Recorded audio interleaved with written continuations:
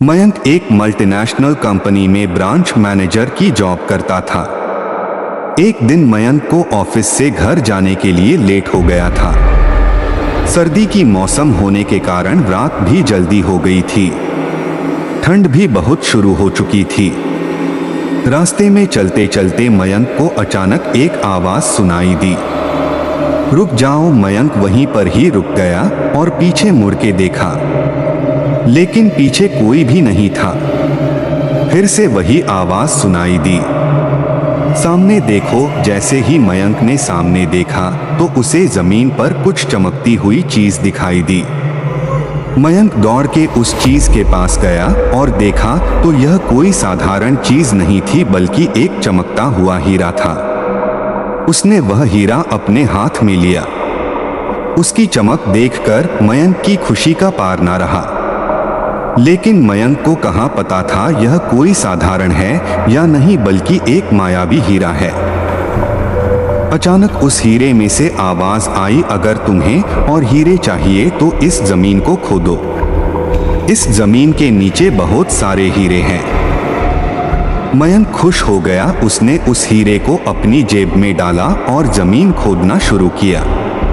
करीबन 2 फीट खोदकाम करने के बाद अचानक मयंक डर के मारे चिल्लाने लगा। इसके कारण उसका संतुलन खो गया और जमीन पर गिर पड़ा, क्योंकि उस गड्ढे में से हीरे मोती नहीं बल्कि किसी इंसान का कटा हुआ सर मिला। अचानक वह सर हवा में उड़ने लगा और बोला, डरो मत, मैं तुम्हें कोई हानि नहीं पहुंचागा। मैं तुम्हें बहुत सारे हीरे जवेरात भी दूंगा। बस मेरी बात ध्यान से सुनो। मैं जहां जाता हूं वहां मेरे पीछे आ।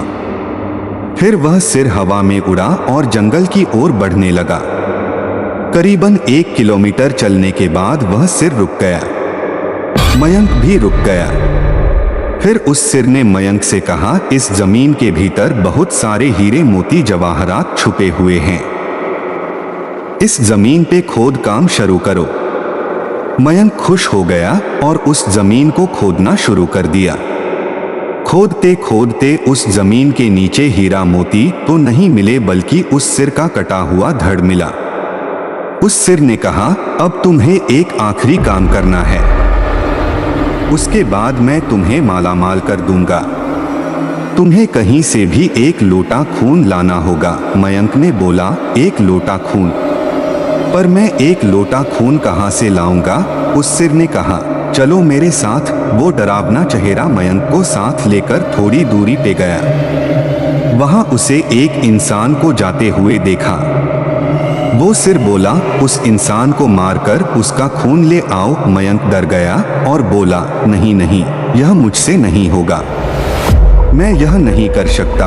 अगर तुमने यह काम नहीं किया तो मैं तुझे बहुत बड़ी मुसीबत में डाल दूंगा।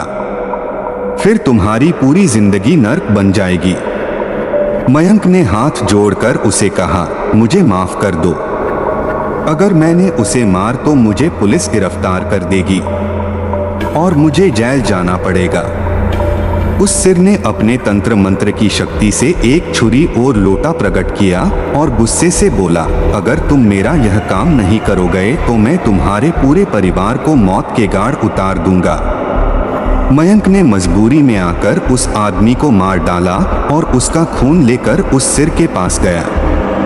वो सिर खून को देखकर बहुत खुश हुआ और बोला, यह खून मेरे शरीर पे डाल दे। उस सिर के कहने पर मयंक ने खून को उसके शरीर पे डाल दिया। फिर कुछ ही देर में वो कटा हुआ सिर उस शरीर पे जुड़ गया। यह सब देखकर मयंक की हालत अब खराब होने लगी। वो उस भूत को देखकर काफी डर गया।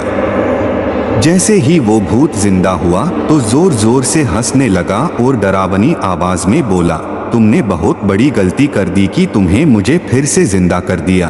अब मैं सिर्फ तुम्हें ही नहीं बल्कि इस पूरे शहर को मौत के गाढ़ उतार दूंगा। डर के मारे मयंक के मुंह से आवाज भी नहीं निकल रही थी। वो अपने जान बचाने के लिए वहां से दौड़ा, लेकिन उस भूत ने छलांग लगाकर मयंक को जमीन पे गिरा दिया और बोला, मुझे बहुत भूख लगी है, अब मैं तुम्हारा मांस खाऊंगा। जैसे ही उस भूत ने मांस खाने के लिए आगे बढ़ा कि तुरंत ही उसका सिर धड़ से अलग हो गया। मयंक समझ नहीं पाया कि आखिर यह चमत्कार हुआ कैसे। जब मयंक ने पीछे मुड़कर देखा तो एक अघोरी बाबा खड़े थे। उस अघोरी बाबा ने कहा, जब तुम उस आदमी को मारकर उसका खून ले जा रहे थे तभी मैंने देख लिया था और समझ गया कि कुछ तो बुरा होने वाला है, इसीलिए मैं तुम्हारे पीछे पीछे यहाँ तक चला आया और मैंने अपनी मंत्र की शक्ति से उस भूत को फिर से मार दिया। अब तुम निश्चित होकर अपने घर जाओ, अब तुम पर कोई खतरा नहीं है। आज भी मयंक उस बात को याद करता है तो उसकी रूह तक कांपने लगती है। दोस्तों, आपको यह कहानी कैसी लगी प्लीज हमें कमेंट करके जरूर बताएं।